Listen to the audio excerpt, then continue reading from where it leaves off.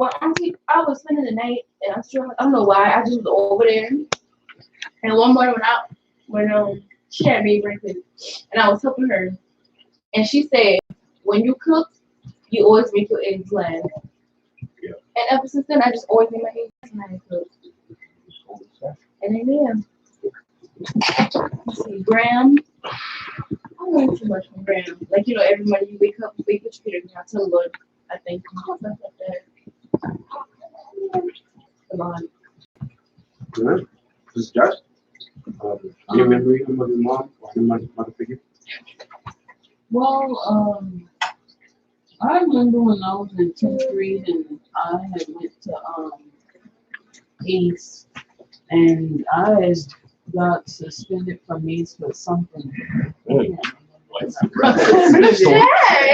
Rebel. You never told me that story, buddy. No. Happy Mother's Day. I don't remember what I got suspended for, so I actually did go to school, and I was going to all my cousin classes. Like I would sit in her classes, thinking my mama wouldn't find out. I got home that day, and they had already called her. So. Done. I didn't get no beating or nothing, but I think she had. But you should I have. know. I think she had took my phone or something like that. I don't. But yeah. TJ, you want to talk about your mom?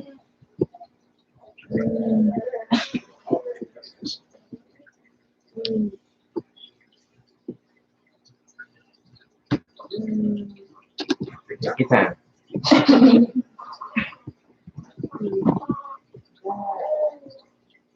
Not too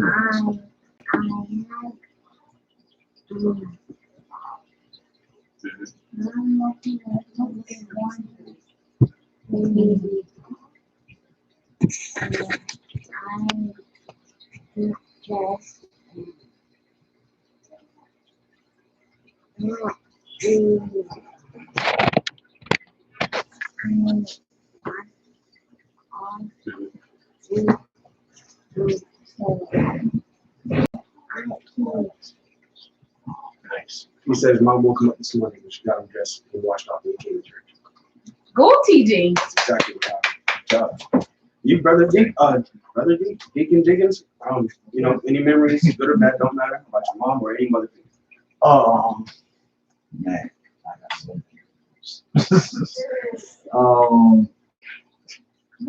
Let's see.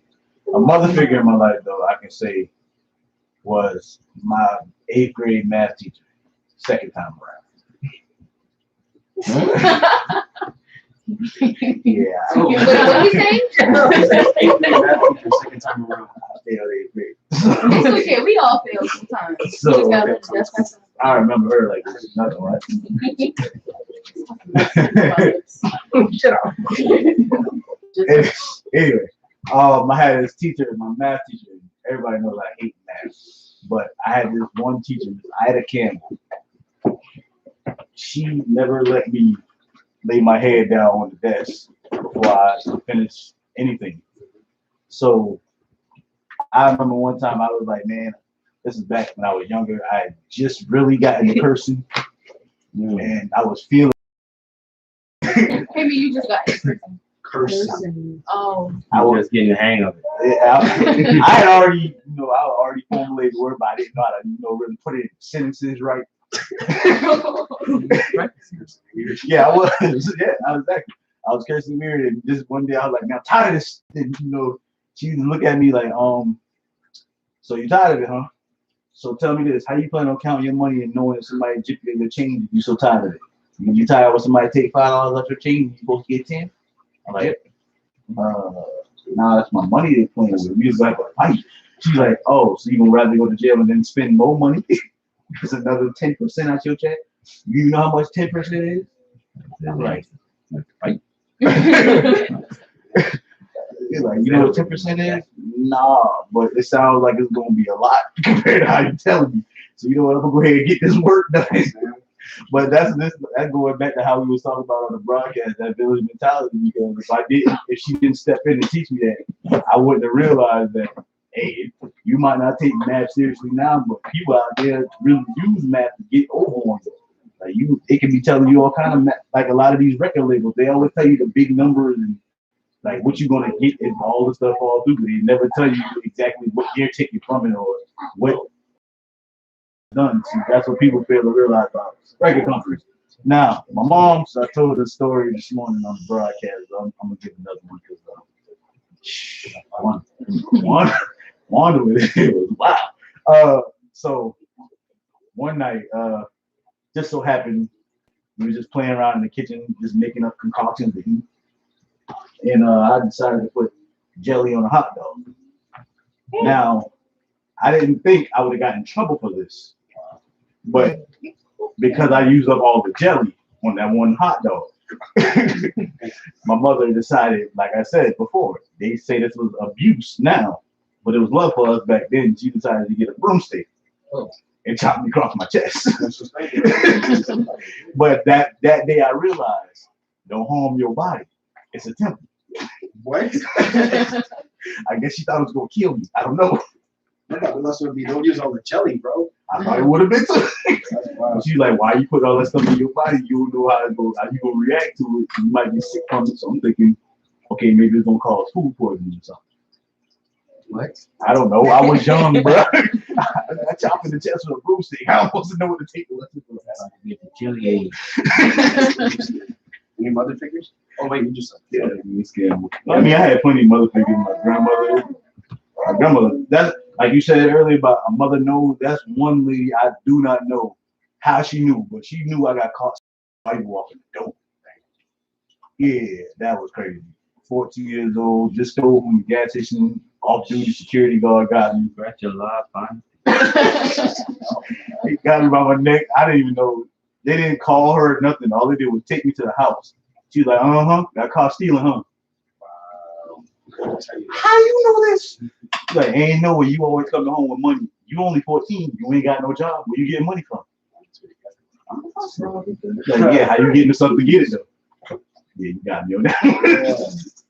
So like you gotta always, mothers are always watching their children, are always watching and observing what the kids do because that's how they learn them. I mean, fathers do it too, but fathers don't take time to actually focus on that one thing. It takes a while for a father to actually learn their kids or to get in tune with how their kids act. But a mother, they know out the womb, like, all right, this one right here, like this dude right here, he don't like nobody to mess with his face at all.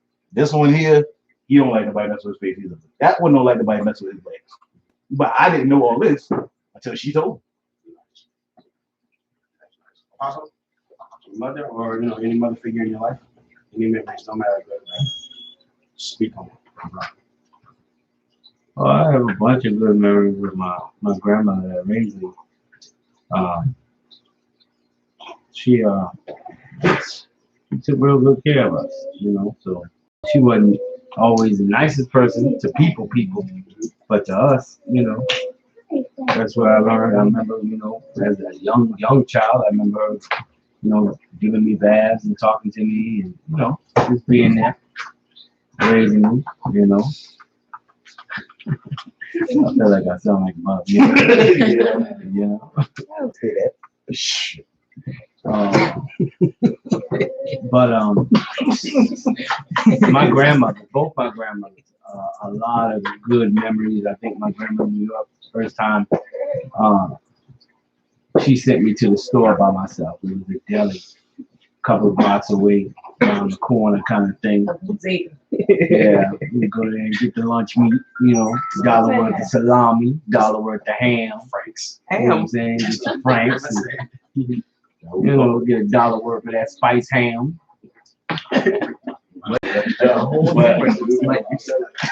They slice it up. They slice it up in way. They slice it up in their way, and when you get to $1 worth, they wrap it up. That's $1 worth. It better be worth $1 for you. But it be that good. It ain't like that stuff you get, in the packs in the supermarket. It be that fresh slice. They do that in the delis here, but they cost more.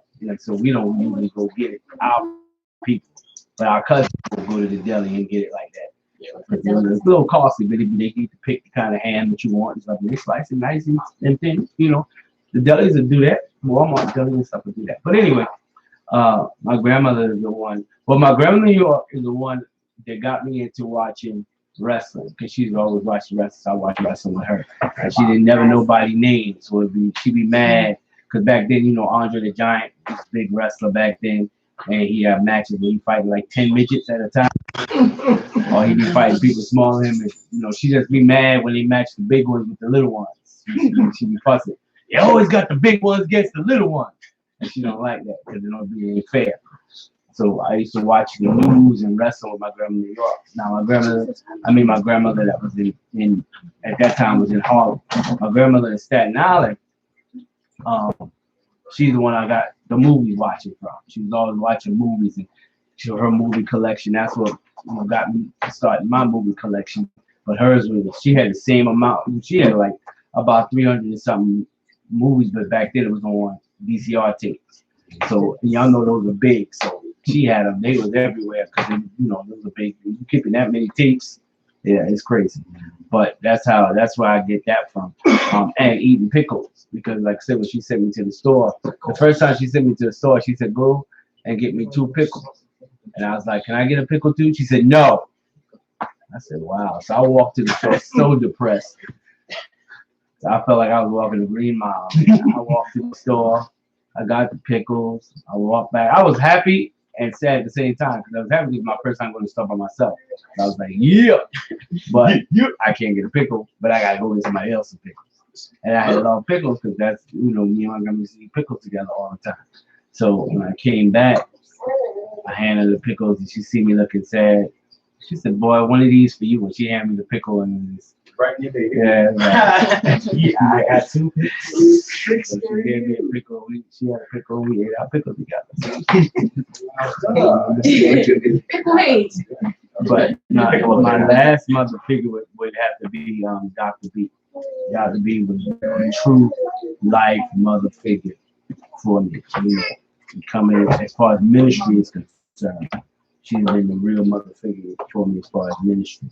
And that one year I got to be with her and have her in my life, it literally changed my life. That experience and how she loved on me and loved on my family and loved on my wife when I was gone, and just the amount of wisdom and love I got from that woman is it's incomparable to anything else I've been through in my life. You have somebody spiritually pouring into you like that. When you find the right person that you're supposed to be under and they're pouring into you, it's not like it. So I thank God for that. Amen. Pastor Moon, Yes. any good or bad memories about Nana? Or it doesn't matter. You can speak on them all, or a mother figure in your life that you remember. So many good mother figures in my life, and when it comes down to my mom, my mom is she's something. She's a pickle. She is, she's a strong woman. She had to raise me and my 2 sisters and my brother, basically by herself, going through, domestic abuse. Back then, they ain't had no name for it, like domestic abuse. Or if they did, you didn't really hear it. Or and my mom, my dad stayed like, they didn't have like a name for it back then. And but she was strong enough to do what she needed to do and raise us, the way that she did. And when it became too difficult, for her and too overbearing for her, then we were with my grandma, and Gram did her thing. She raised us to be, pretty much who we are today. So I can give thanks and honor to my mom, to my grandmother, to my grandma sisters, on my mama's side, and a great grandmother. She's dead and gone now, but I had a lot of, great figures in my life. I can't say, like some people are like, well, lying. Ain't nobody teaching this. I can't lie and say that because they did. You know, you had to be willing and wanting to learn back then. You know, because when the older people, you know, go in the kitchen and start cooking stuff, you either want to learn how to cook or you either want to learn how to do stuff and stay in there and watch, or you just going about your business. Because you know, back then some of us we just was outside playing, or some of them, you know, some of my cousins and other, you know, family members just started to just keep growing, you know, and they want to learn that kind of stuff. But I can't say that. You know, I learned what I need to learn from great grandma. I learned from my mama, grandma. I learned from my aunt Jenny. I learned from a whole lot, you know, from some people. I especially learned a lot from Evangelist Murray. That's that John and her mom. I learned a lot from her. You know, it's so crazy that I remember at one point when I was in, you know, growth, and you know, things was just going array in my life. And you know, I'm right down the road. I had family like walking distance from Evangelist Murray house, but I was living with her. Me and me and Monty and Quell was living with her. You know, we were staying right there, and it's not like we couldn't go other places, but that's just where I wanted to be. You know, and so I thank God for it. I speak to them. I just talked to her just the other day. You know, and so I just thank God for, you know, all the great examples that I had in my life. Because, like I said, I can't be like other people and say I didn't have no good examples or I had bad examples, you know, from women in my life. I can't say that. You know, that's one of the reasons why, I'll say for myself, that's one of the reasons why I've grown up to be a strong individual as I am, because I had great examples to follow. You know, I didn't have a, you know, terrible childhood, you know, except for being scorned, you know, with my mama making me wear on black stocking and white shoe that day. And you put it on dress going to prom. I was so upset, you know, it scorned me for life. That's why I hate to see people with black stocking and white shoe on. Stupid, you look dumb. No more wire hangers. You know, so and that was one of the things that probably scarred me for the rest of my life. You know, but other than that, you know, I had a, you know, a pretty decent childhood after we left out my daddy, you know, presence.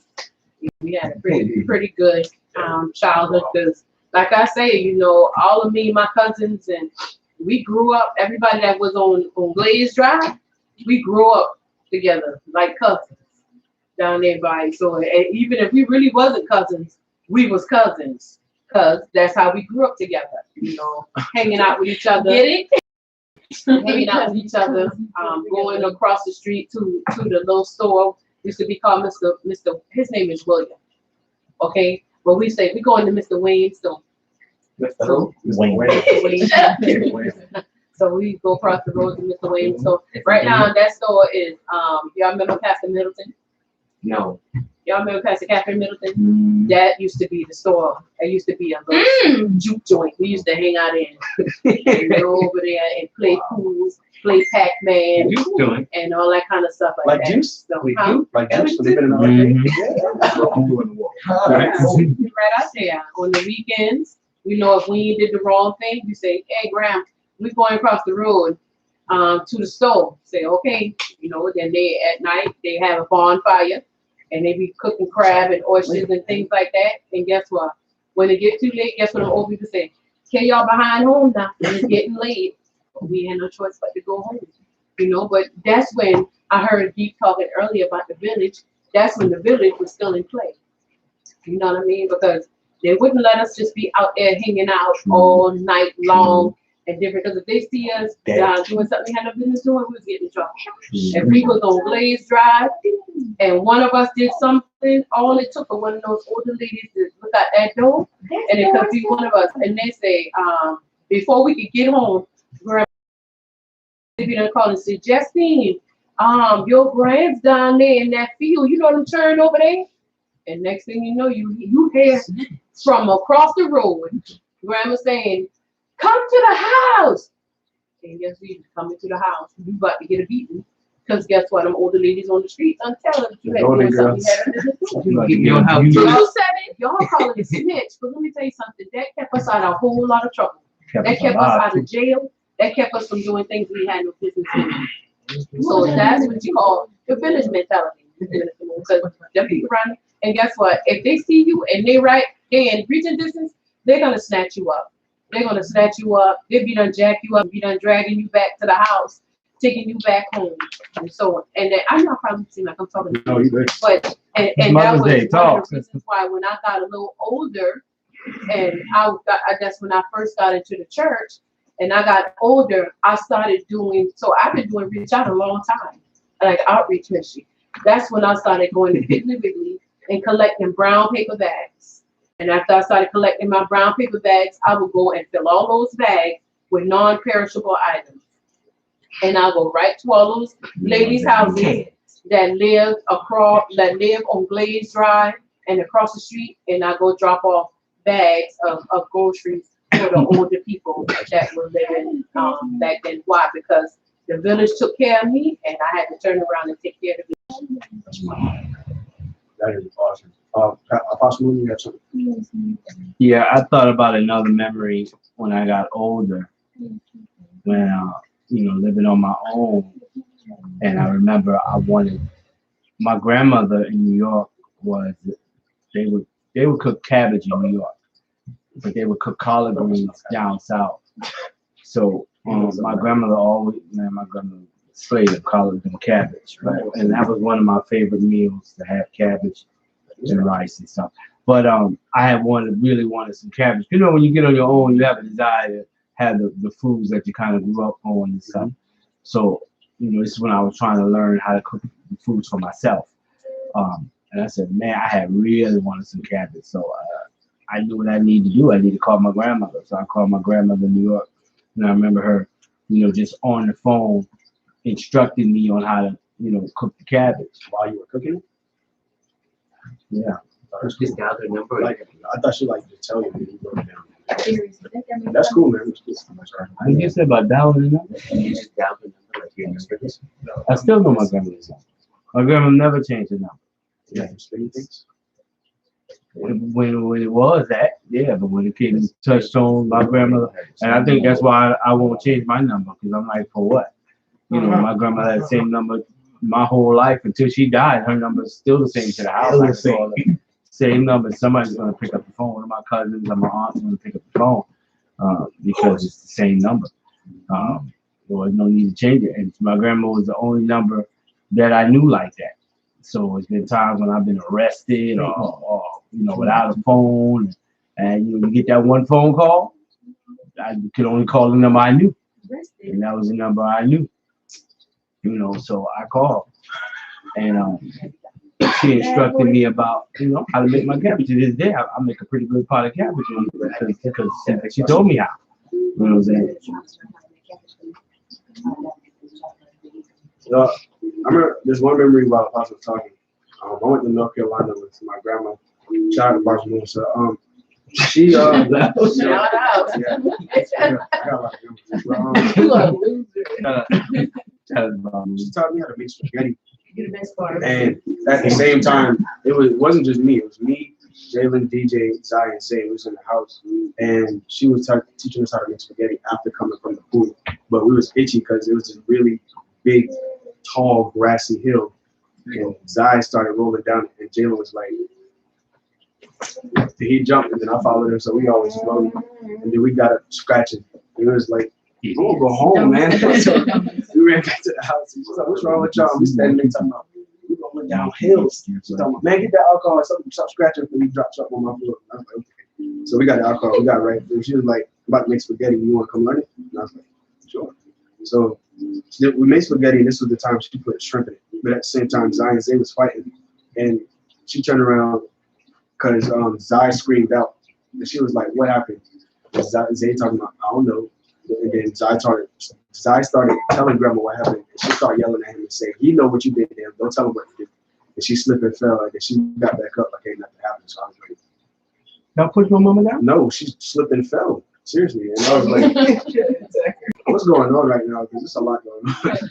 And then she got up and she started back cooking again. I must have felt like made her chill out or something. So I was like, wow. So she still kept us cooking chicken too. And she taught me how to cook chicken in the sink, like mix it around with the seasoning and mustard or something like that. And then that's what my dad did. And I was like, okay, I just want to make sure somebody else did it, so it's not weird. So I thank God for people like that. So, Nick, you have something? Yeah, just thinking back, and after hearing Apostle talking about how his grandmother never changed her number. I think about it now, my grandma still got the same number too, but as I thought about it, like, I was like, ain't it crazy how you always remember the things that impact your life the most? And the one thing that impact your life the most is your mother or your mother figure. Yeah. So it's like, I would say, like, man, that's crazy. Like, I remember Miss Campbell. Out of all my teachers in my life, I can remember only two. Miss Campbell and Miss McLean. I only remember Miss McLean because she like kicked me out of class because I decided I didn't want to do no work. I wanted to skip my senior year. So she didn't care. You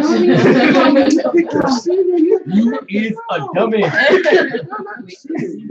No, this is the thing with Miss McLean. Miss McLean, I skipped her class because I didn't like math.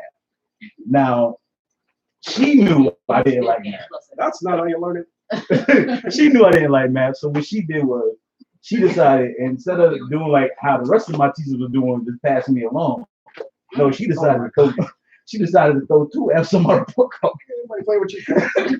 She threw a whole two F. And this is how I knew she was serious. Like, she threw the first F on it, but she wrote the second F. Oh my God, good job. And I was like, yo, this is embarrassing. Like, how you gonna do this on my report card? How am I supposed to show this to my mama and have her be proud? It was good. You got two F's. I can't even erase the second one. You put in a perfect box. You failed for real. Future fail. But because of that, maybe buckle down in math for my senior year. Like, yo, if you got to embarrass me like this and don't even care. No, after that, I did stop skipping her class. I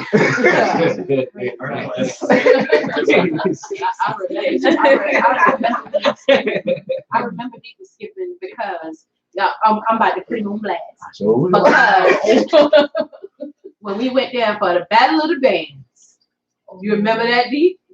And he's standing to the door. You know you got to pay to get in there. He to the side telling the turntaker, open the door. Open the door. That. Hey, somebody come right there and run them from that door because they was trying to come inside at Ridgeland and Hardyville, wherever you call that school with the red and the black in there. People trying to sneak in there on the side. Tell somebody trying to get inside. I still got in for free. You got your double left for free. I know my mom and my dad remember Miss Kelly. That's that same teacher. I don't know, probably fourth or third, whatever grade. She called my dad. Well, no, she called my mama first. Then she called my dad. Because she talking about I'm disrupting the class, and I threw a book at her.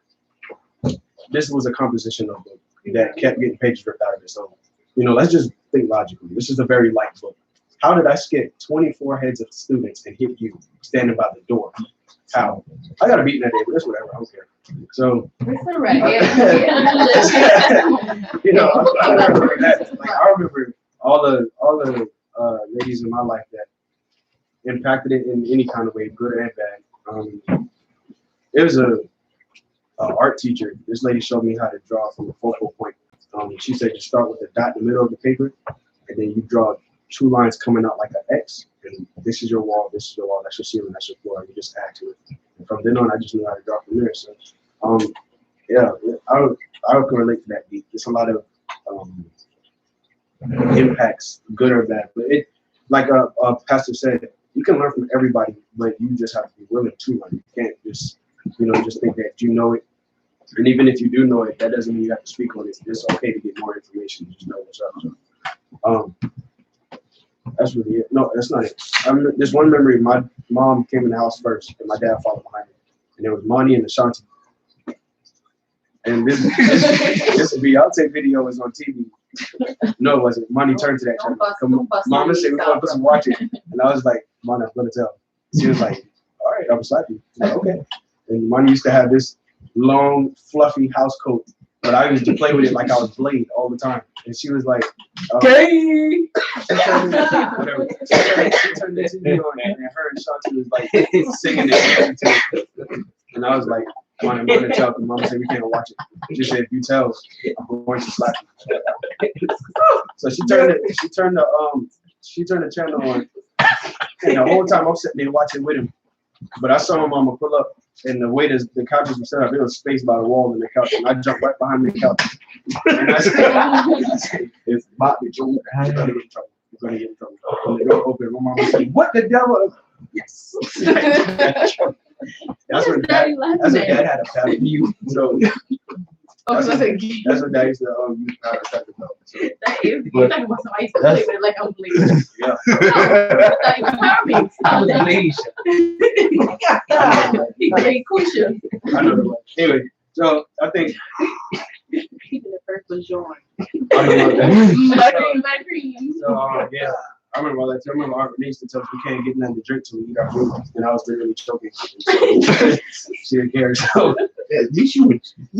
so I thank God for her too. You know what I'm saying? So whatever. That also comes back to say that none of the things that were done back then, like I said, I keep saying they thought it was abuse, but it was actually love. None of the things done to us back then were there to kill us or hurt us. It was all to build us up and to get us to the point. I was Bruh, at least you were offered water. I wasn't awkward. I couldn't get any. At least you were offered that. We had to drink our spit. What? Every time we got told that. I heard that. My grandma would tell us that faithfully. After y'all eat that peanut butter jelly, go outside, go play. When you come back in the house, don't go to my kitchen, drink your spit. That's right. Now that's child abuse. That's I was you like, didn't turn up. I'm using I went to the water hole. So no, I my learned, best friend. well, my girl, okay. Nana? So, no, the Glade Drive is long path. Longwood is on Glades Drive. Okay, well, I was raised on The it. dirt road. all of his grandma's house. The hard road is Glades Drive. Y'all know what I'm talking about. And we was outside, and it was me, LJ, Kyrell. This I knew I was like, bad. And me, LJ, and Kyrell was outside. It was like a bunch of family. That's when like all the families would just get together at grandma's house and stuff like that. And I was outside with no shoes on. And grandma said, Granny, you better put some shoes on for something getting your foot. So I was like, okay. So I had put some flip flops on.